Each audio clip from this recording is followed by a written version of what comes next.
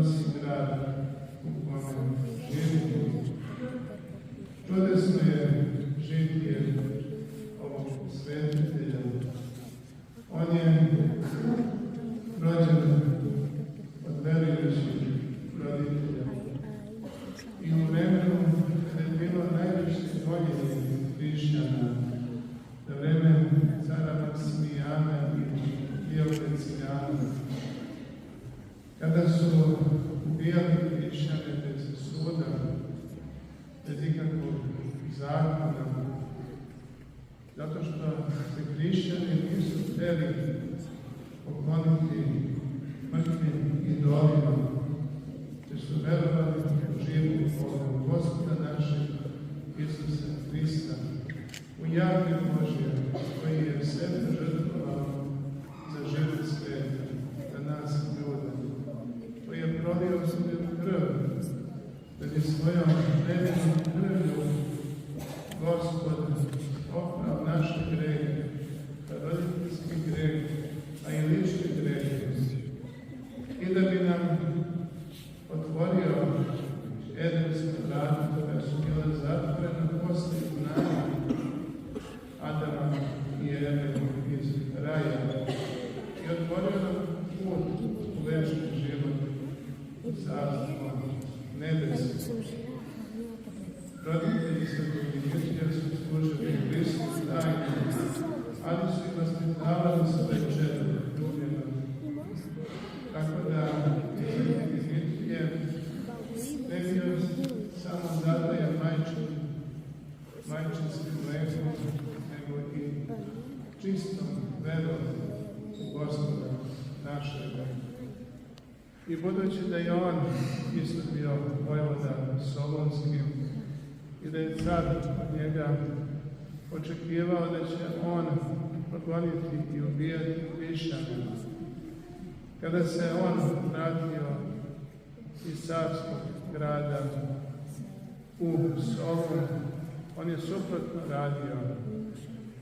On je javno ispovedao veru u Hrista i pomagao hrišćane. Znao je Sveti Dimitrije, iako je bio mlad i znamenitog porekla, da će to njega koštati svega zemaljskog njegovog života. Ali je on svoju ljubav i veru u Hrista stavio na prvo mesto i nije hteo da žrtvuje ono što je Božje, što je večno, da nešto prolazno, privremeno, ma šta to bilo. Eto, do današnjeg dana pominjemo podvig i žrtvu svetog velikomučenika Dimitrija. Nemalo posle tog događaja crkva je dobila slobodu i kada je sagrađen hram iznad groba svetoga mučenika i mnoga su se čudesa dešavala njegovim molitvama. I do danas iznad bazilike gde se nalazi telo svetog velikomučenika Dimitrija u Solunu, dešavaju se mnoga čuda. I dan danas on čuva grad u kome je bio rođen i u kome je stradao. I ono što je važno da znamo, kao i sveti kralj Stefan Dečanski, čije su mošti u manastiru Dečanima ovdje na Kosovu i Metohiji, nikada nije hteo da napusti svoju svetinju i da dozvoli da ga negde odnesu drugde. Tako je i sveti velikomučenik Dimitrije ostao u crkvi svojoj u Solunu. Nije dozvolio da ga pomere i on svojim prisustvom čuva i taj grad, čuva vernike koji sa verom pristupaju njegovom kivotu i traže njegove molitve i zaštitu. Poučeni time, braći i sestri, mi danas koji živimo na Kosovu i Metohiji, i koji ispovedamo svoju veru u Gospoda našeg, Boga Trojičnog, raspetog i vaskrslog. I mi upravo verom svojom živimo i opstajemo na ovim prostorima. Čuli smo u današnjem svetom evanđelju gde Gospod govori svojim apostolima i učenicima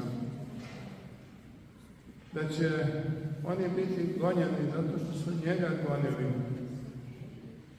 i da će ih mrzeti svet, jer je taj svet ovakav kakav je omrznuo samoga Gospoda. Jer Gospod koji je večan nema ništa zajedničko sa onim što je prolazno, grešno, strasno, u čemu prebiva ovaj svet i ljudi koji su od ovoga sveta. I svakako da postoji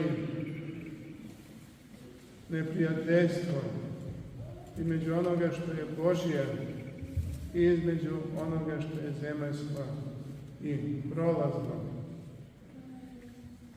Tada je većina ljudi verovala u idole, u mrtve idole koje su ljudi sagradili i u cara kao idola.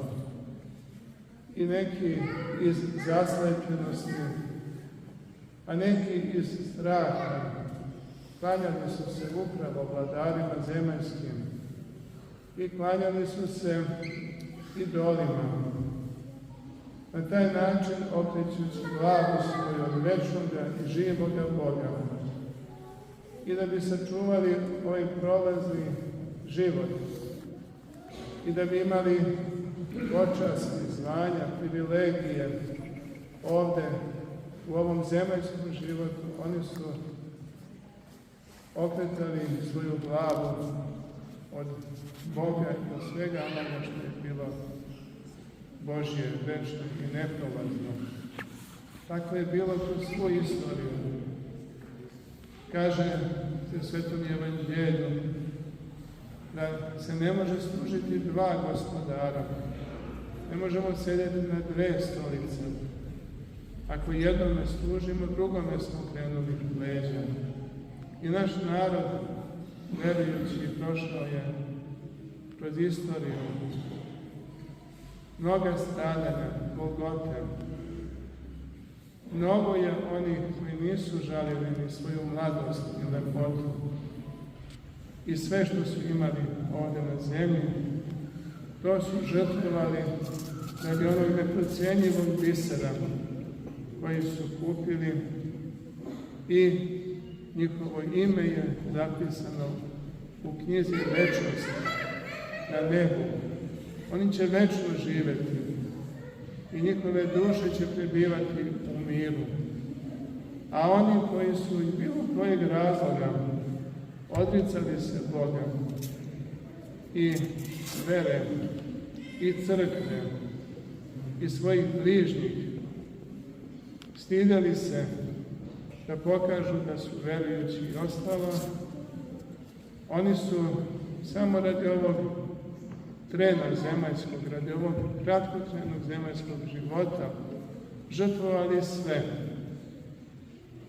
I ne samo da su izgubili ovaj zemaljski život, jer svi ljudi su smrtni i umreće, nego su izgubili i večnost.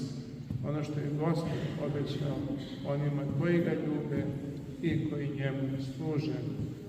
Tako u crkvi Božoj svi hrišćani su nadahnuti upravo primjerom svetih mučenika, svetoga velikomučenika Dimitrija, svetoga velikomučenika Georgija i mnogih i mučenika i mučenica i novomučenika do današnjih dana. Nedavno smo dobili nove svetitelje novomučenike, svetu Bosiju Spasijana, svetog mučenika Vasilija Pređu i prepodobnog mučenika Grigorija. I mnogo je, još mnogo više onih koji nisu pomenuti, ali koji se spominju kao novomučenici kosovski i koji su život svoj položili za Boga, za svoju veru, za crkvu i za svoj narod, za svoju otadžbinu. Nisu žalili svoj život.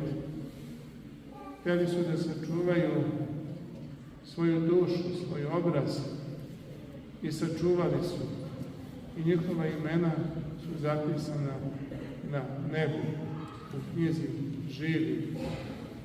Tako i mi, braći i sestre, danas, u teško vreme, kada treba da kao hrišćani svedočimo svoju veru, a mučenici, martiri, to su svedoci koji svedoče svoju veru ne samo rečima, nego životom, primerom. I mi treba da posvedočimo ko smo i šta smo. I ono što je najvažnije, poučeni svetim Dimitrijem, da gledamo u Gospoda, u crkvu njegovu i da slušamo reč Božju, reč pastira, koja nas upućuje na pravi put. I što je najvažnije, da sledimo primer svetih, jer u svakom vremenu bilo je onih koji su svedočili veru svoju i koji su stradali. Da se ne bojimo onih koji ubijaju telo i prete nam smrću prolaznom, nego da se bojimo onih i onoga što može na dušu ubiti i odvojiti nas od Gospoda i ljubavi njegove.